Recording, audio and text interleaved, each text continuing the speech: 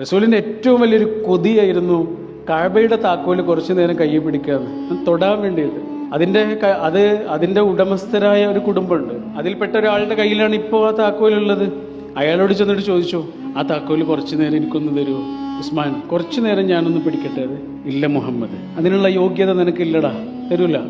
റസൂൽ പിന്നെയും ചോദിച്ചു, കുറച്ചു നേരം, തൊടാനാണ്, അള്ളാഹുവിൻ്റെ ഭവനമാണ്, ആദി പ്രവാചകന്മാർ കടന്നുപോയ പാതകള്, അവർ പണിത വീട്, അതിൻ്റെ താക്കോലല്ലേ, കുറച്ചു നേരം ഞാനൊന്ന് പിടിക്കട്ടെ.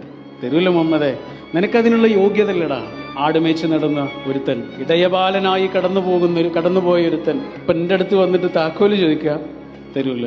നബി ഇങ്ങനെ നിന്നിട്ട് വളരെ ശാന്തമായി അദ്ദേഹത്തോട് പറഞ്ഞു, അതെൻ്റെ കയ്യിലെത്തുന്നൊരു ദിവസമുണ്ട് ഉസ്മാൻ, ഈ താക്കോല് എൻ്റെ കയ്യിലെത്തുന്നൊരു ദിവസമുണ്ട്, അന്നതെന്ത് ചെയ്യണമെന്ന് ഞാൻ തീരുമാനിക്കും. ഇല്ല മുഹമ്മദ്, അങ്ങനെ ഒരു ദിവസം ഉണ്ടാവില്ല. അങ്ങനെ ഒരു ദിവസം എങ്ങാനും ഉണ്ടായാൽ അത് അറേബ്യയുടെയും ഖുറൈശികളുടെയും അവസാനമായിരിക്കും.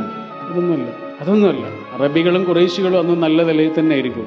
പക്ഷെ ആ താക്കോൽ എൻ്റെ കയ്യിലെത്തും. മക്ക വിജയത്തിൻ്റെ ദിവസം ആ നാടിൻ്റെ ഭരണം മുഴുവനും പ്രവാചക തിരുമേനിയുടെ കയ്യിലാണ്. പറഞ്ഞ താക്കോലല്ലേ, ആ താക്കോൽ ആ കയ്യിലുണ്ട്. ആ താക്കോൽ ആർക്ക് കൊടുക്കുമെന്ന് എല്ലാവരും ആകാംക്ഷയോടുകൂടി ഇങ്ങനെ നോക്കി നിൽക്കുന്നുണ്ട്.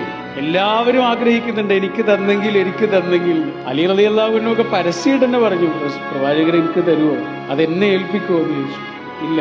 അവിടെ കൂടിയ ആയിരക്കണക്കിന് മനുഷ്യരിൽ നിന്ന് ഒരാളെ ഇങ്ങനെ വിളിച്ചു, അയാളുടെ കയ്യിലേക്ക്, ഉസ്മാൻ ഇബ്നു തൽഹ. നമ്മൾ പറയൂലേ, എനിക്കൊരു അവസരം കിട്ടട്ടെ, ഞാൻ കാണിച്ചു തരാം, ഇങ്ങനെ പറയൂലേ.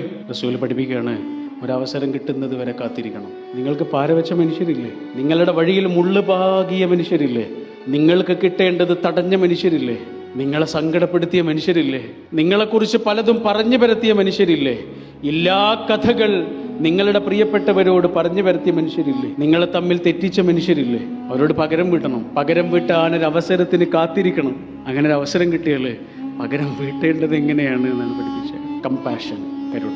പ്രവാചക തിരുമേനിയെ കടുത്ത ആക്ഷേപത്തിൽ ഒരാളൊരു കവിത എഴുതി. ഒന്നല്ല, ഒരുപാട് കവിതകൾ എഴുതിയിട്ട് അവിടെ പബ്ലിഷ് ചെയ്യുന്ന രീതി എന്ന് പറയുന്ന ഉറക്കെ ചൊല്ലല. ചന്തയിലൊക്കെ വന്നിട്ട് ഉറക്കെ ചൊല്ലും, അല്ലെങ്കിൽ അവരുടെ ഓഫീസിൽ ഇരുന്നിട്ട് ഉറക്കെ ചൊല്ലും. ഇതാണ് പബ്ലിഷ് ചെയ്യുന്ന മാർഗം. ആക്ഷേപമാണ് കേട്ടോ, ചെറിയ ആക്ഷേപമൊന്നുമല്ല, ഗുരുതരമായ ആക്ഷേപങ്ങളാണ്. നബി എന്താ മറുപടി കൊടുത്തേ? കൂട്ടത്തിൽ കവിത എഴുതാൻ കഴിയുന്ന ഒരാളുടെ കയ്യിലേക്ക് എഴുതാനുള്ള ഉപകരണം കൊടുത്തിട്ട് പറഞ്ഞു, തിരിച്ച് കവിത എഴുതൂ. ആക്ഷേപമുള്ള കവിതയ്ക്ക് മറുപടിയായി ആക്ഷേപമില്ലാത്ത കവിതകൾ എഴുതും. എന്നിട്ട് ഉറക്കെ വിളിച്ചു പറയാൻ പള്ളിയിലൊരു സ്റ്റേജും പണിത് കൊടുത്തു. ഹസ്സാൻ ഇബ്നു സാബിത്ത് എന്നായിരുന്നു ആ കവിയുടെ പേര്. എങ്ങനെയാ പ്രതികരിക്കേണ്ടത്? ഇങ്ങനെ